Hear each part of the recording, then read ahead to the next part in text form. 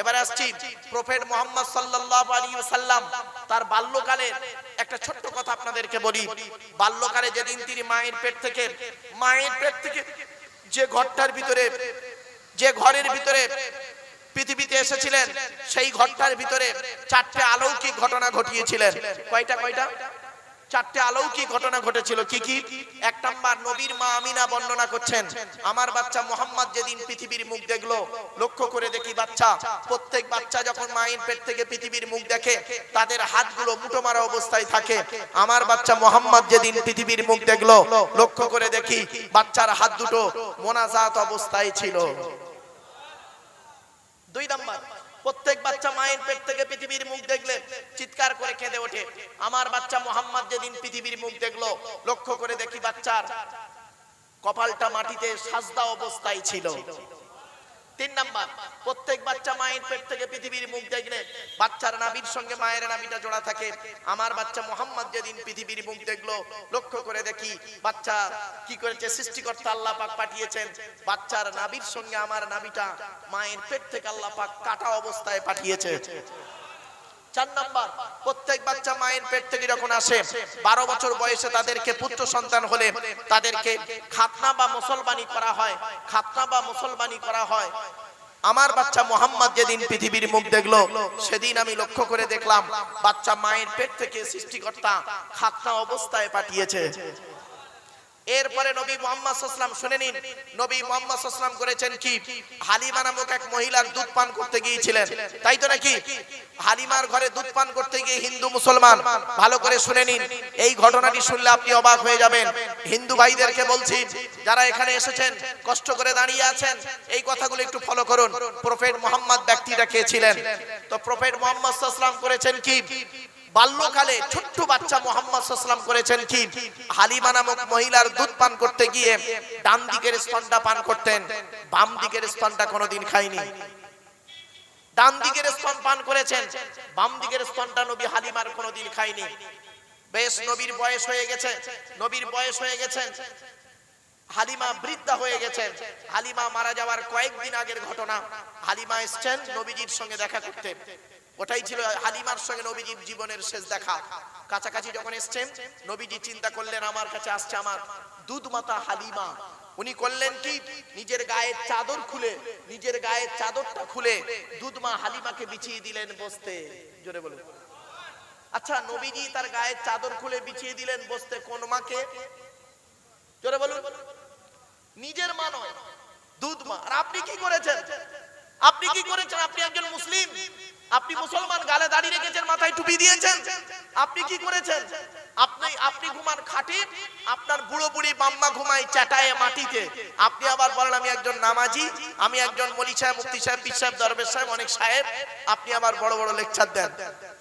আপনি আপনার পিতামাতার প্রতি কিরূপ আচরণ করেছেন, বিবেককে প্রশ্ন করবেন। এই কোরআনে লেখা আছে, শুনে নিন, এই কোরআনে লেখা আছে আল্লাহর নবীদের পরই স্থান হলো বাপ আর মায়ের। জোরে বলুন। আজ আপনাদের বলে যাচ্ছি করজোড়ে, পিতামাতাকে সেবা করবেন, পিতামাতার সেবা যত্ন করবেন। যাদের বাড়িতে বৃদ্ধ পিতামাতা বেঁচে আছে, মনে রাখবেন তাদের বাড়িতে আল্লাহর রহমত ঝরে ঝরে পড়বে। আমি রেফারেন্স গুলো দিচ্ছি, খালি গুনতে শুরু করুন। কোরআনের কোথায় কোথায় বাম্মার সেবা করতে হবে বলেছে। 1 নম্বর পারার 11 নম্বর পৃষ্ঠা 12 নম্বর লাইন, সূরার নাম সূরা বাকারা। ওয়াবিল ওয়ালিদাইনি ইহসানা, পিতামাতার খেদমত করবে। টাকা পয়সা ব্যয় করবেন সর্বপ্রথম কার পিছনে? এই কোরআনে লেখা আছে বাম্মার পিছনে। 2 নম্বর পারার 12 নম্বর পৃষ্ঠা 13 নম্বর লাইন, সূরার নাম সূরা বাকারা। ইয়াসআলুনাকা মাযা ইউনফিকুন কুল মা আনফাকতুম মিন খায়রিন ফালিল ওয়ালিদাইনি ওয়াল আকরাবিন। সর্বপ্রথম টাকা পয়সা ব্যয় করবে তুমি তোমার বুড়ো বুড়ি বাপ আর মায়ের পিছনে, আল্লাহ খুশি হয়ে যাবে। আর আপনি কি করেছেন? চাকরি পেয়েছেন, চাকরি পেয়ে সর্বপ্রথম মাইনেটা নিয়ে করেছেন কি জানেন? বউয়ের অ্যাকাউন্টে ঢুকিয়েছে, আর বউ নমিনি করেছে ওর ভাইকে। বুঝতে পারছেন না? বউ নমিনি করেছে ওর ভাইকে, বুঝতে পারছেন তো? শুনে নিন, বাপ আর মা কি অমূল্য রত্ন। মনে রাখবেন, বাপের সঙ্গে মুসাফা করে 50 টাকা দিয়ে মুসাফা করবেন। আমি আব্দুল্লাহ কিল মারুফ, আমার হাতে 500 টাকা দিয়ে মুসাফা করে জানা নেকি পাবেন, তার থেকে লক্ষ গুণ বেশি নেকি পাবেন। 50 টাকা আপনি আপনার জন্মদাতা বাপের হাতে দিয়ে মুসাফা করবেন, লক্ষ গুণ নেকি আল্লাহ বেশি দেবে। জোরে বলুন। বাস্তব কথা বললাম, বাস্তব কথা বললাম। এরপরে আসছি, পবিত্র কোরআনে বলা হয়েছে 5 নম্বর পারা 3 নম্বর পৃষ্ঠা 3 নম্বর লাইন, সূরার নাম সূরা নিসা 36 নম্বর আয়াত, ওয়া আবুদুল্লাহ ওয়া লা তুশরিকু বিহি শাইয়্যা ওয়া বিল ওয়ালিদাইনি ইহসানা, বাম্মার খেদমত করো। 8 নম্বর পারা 7 নম্বর পৃষ্ঠার 11 নম্বর লাইন, সূরার নাম সূরা আনামের 151 নম্বর আয়াত, লা তুশরিকু বিহি শাইয়্যা ওয়া বিল ওয়ালিদাইনি ইহসানা, বাম্মার খেদমত করো। 15 নম্বর পারা 3 নম্বর পৃষ্ঠা 7 নম্বর লাইন, সূরার নাম সূরা বানি ইসরাঈল, ওয়া ক্বাদা রাব্বুকা আল্লা তা'বুদু ইল্লা ইয়্যা, বাম্মা অবিল ওয়ালিদাইনি ইহসানা, বাম্মার খেদমত করো। 20 নম্বর পারা 16 নম্বর পৃষ্ঠা 4 নম্বর লাইন, সূরার নাম সূরা আনকাবুত, ওয়া ওয়াসাইনাল ইনসানা বিওয়ালিদাইহি হুসনা, বাম্মার খেদমত করো, বাম্মার সেবা যত্ন করো। 21 নম্বর পারার 11 নম্বর পৃষ্ঠা 6 নম্বর লাইন, সূরার নাম সূরা লোকমান, ওয়া ওয়াসাইনাল ইনসানা বিওয়ালিদাইহি হামালাতু উম্মুহু ওয়াহনান আলা ওয়াহনিন, বাম্মার পেছনে টাকা পয়সা ব্যয় করো, বাম্মার খেদমত করো। 26 নম্বর পারা 2 নম্বর পৃষ্ঠার 11 নম্বর লাইন, সূরার নাম সূরা আহকাব, ওয়া ওয়াসাইনাল ইনসানা বিওয়ালিদাইহি ইহসানা হামালাতু উম্মুহু কুরহা ওয়া ওয়াদাতু কুরহা। আল্লাহ বলছেন তোরা তোদের বাপ আর মায়ের পেছনে টাকা পয়সা ব্যয় কর, বাম্মার পেছনে বাম্মার সেবা কর। কেন? তোদের মা তোদের বড় কষ্ট করে গর্ভে ধারণ করেছে, দুনিয়ার মুখটা বড় কষ্ট করে দেখিয়েছে। সন্তান তুমি যত বড় আলেম, হাফেজ, মাস্টার, ডাক্তার, ইঞ্জিনিয়ার, প্রফেসর হও না কেন, ইন্নাল জান্নাতা তাহতা আকদামিল উম্মাহাত, হে ছেলে মেয়েরা তোমাদের জান্নাত হলো তোমাদের বাপ আর মায়ের পায়ের তলায়। জোরে বলুন সুবহানাল্লাহ। এজন্য অনুরোধ করে বলে যাচ্ছি আপনাদেরকে, বাম্মার সেবা যত্ন করুন। আল্লাহ, নবী, বাপ আর মা, এই 4 জনকে যদি খুশি করতে পারেন তাহলে আপনি একজন জান্নাতি মানুষ, এটা মাথায় রাখবেন। বলে গেলাম আল্লাহর নবীদের পরই স্থান হলো বাপ আর মায়ের। আমাদের তো সে খেয়ালই নেই, সে খেয়ালই নেই। বাপের সেবা করি না, মায়ের সেবা করি না, শ্বশুর শাশুড়ির খেদমত করতে খুব ব্যস্ত। পৃথিবী ধ্বংসের লক্ষণ হলো কি জানেন? পৃথিবী ধ্বংসের লক্ষণ হলো নিকটবর্তী লোকের সঙ্গে মহব্বত থাকবে না, দূরবর্তী লোকের সঙ্গে মহব্বত তৈরি হবে। ঠিক না বেঠিক? নিজের জন্মদাতা বাপের প্রতি ভক্তি নেই, শ্বশুরের প্রতি ভক্তি বেশি। অভাগিনী মায়ের প্রতি ভক্তি নেই, শাশুড়ির প্রতি ভক্তি খুব বেশি। নিজের মায়ের পেটের ভাইয়ের প্রতি ভালোবাসা নেই, স্ত্রীর ভাইয়ের প্রতি ভালোবাসা খুব বেশি। নিজের মায়ের পেটের বোনের প্রতি ভালোবাসা নেই, স্ত্রীর বোন শালীর প্রতি স্নেহ, মায়া, মমতা খুব বেশি। বাড়িতে গিয়ে ভাববেন, বাড়িতে গিয়ে ভাববেন কথাগুলি। এরপরে মুহাম্মদ সাল্লাল্লাহু আলাইহি ওয়াসাল্লামকে জিজ্ঞাসা করা হচ্ছে, মা হালিমা প্রশ্ন করছে, বাবা মুহাম্মদ তুমি আমার ডান দিকের স্তনটা পান করতে, বাম দিকেরটা কেন পান করতে না? তখন নবী মুহাম্মদ সাল্লাল্লাহু আলাইহি ওয়াসাল্লাম নিজের থেকে কোনো কথা বলতেন না। ওয়ামা ইয়ানতুকু আনিল হাওয়া ইন হুয়া ইল্লা ওয়াহয়ুন ইউহা, আল্লাহর ওহী ছাড়া কথা বলতেন না নবীজি। কিছুক্ষণ পরে নবীজি বলছেন কি শুনে নিন।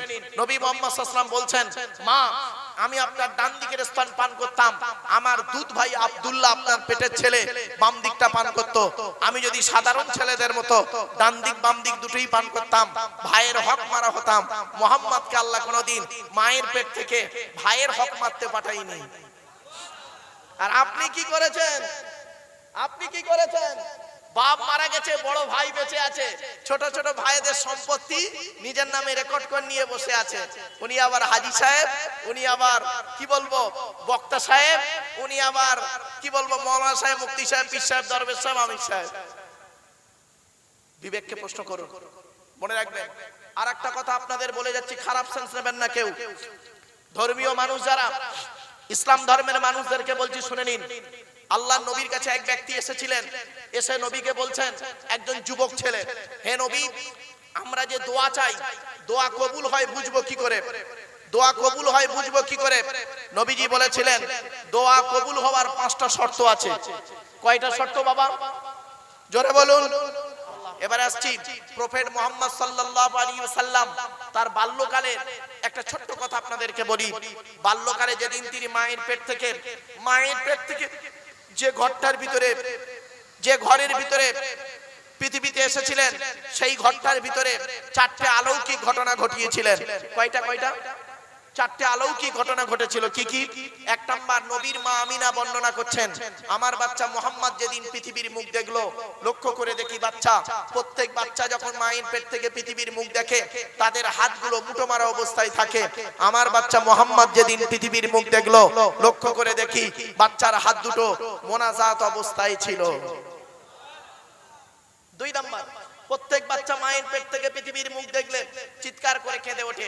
আমার বাচ্চা মোহাম্মদ যেদিন পৃথিবীর মুখ দেখলো, লক্ষ্য করে দেখি বাচ্চার কপালটা মাটিতে সাজদা অবস্থায় ছিল।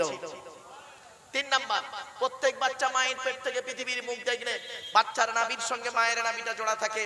আমার বাচ্চা মোহাম্মদ যেদিন পৃথিবীর মুখ দেখলো, লক্ষ্য করে দেখি বাচ্চা কি করেছে, সৃষ্টিকর্তা আল্লাহ পাক পাঠিয়েছেন বাচ্চার নাভির সঙ্গে আমার নাভিটা মায়ের পেট থেকে আল্লাহ পাক কাটা অবস্থায় পাঠিয়েছে। চার নাম্বার, প্রত্যেক বাচ্চা মায়ের পেট থেকে যখন আসে 12 বছর বয়সে তাদেরকে পুত্র সন্তান হলে তাদেরকে খাতনা বা মুসলমানি করা হয়। খাতনা বা মুসলমানি করা হয়। আমার বাচ্চা মোহাম্মদ যেদিন পৃথিবীর মুখ দেখলো, সেদিন আমি লক্ষ্য করে দেখলাম বাচ্চা মায়ের পেট থেকে সৃষ্টিকর্তা খাতনা অবস্থায় পাঠিয়েছে। এরপরে নবী মুহাম্মদ সাল্লাল্লাহু আলাইহি ওয়াসাল্লাম, শুনে নিন, নবী মুহাম্মদ সাল্লাল্লাহু আলাইহি ওয়াসাল্লাম করেছেন কি, হালিমা নামক এক মহিলার দুধ পান করতে গিয়েছিলেন, তাই তো নাকি? হালিমার ঘরে দুধ পান করতে গিয়ে হিন্দু মুসলমান, ভালো করে শুনে নিন, এই ঘটনাটি শুনলে আপনি অবাক হয়ে যাবেন। হিন্দু ভাইদেরকে বলছি, যারা এখানে এসেছেন কষ্ট করে দাঁড়িয়ে আছেন, এই কথাগুলো একটু ফলো করুন। প্রফেট মুহাম্মদ ব্যক্তিটা কে ছিলেন? তো প্রফেট মুহাম্মদ সাল্লাল্লাহু আলাইহি ওয়াসাল্লাম করেছেন কি, বাল্যকালে ছোট্ট বাচ্চা মোহাম্মদ সাল্লাল্লাহু আলাইহি ওয়াসাল্লাম করেছেন কি, হালিমা নামক মহিলার দুধ পান করতে গিয়ে ডান দিকের স্তনটা পান করতেন, বাম দিকের স্তনটা কোনোদিন খায়নি। ডান দিকের স্তন পান করেছেন, বাম দিকের স্তনটা নবী হালিমার কোনোদিন খায়নি। বেশ, নবীর বয়স হয়ে গেছে, নবীর বয়স হয়ে গেছে, হালিমা বৃদ্ধা হয়ে গেছেন। হালিমা মারা যাওয়ার কয়েকদিন আগের ঘটনা।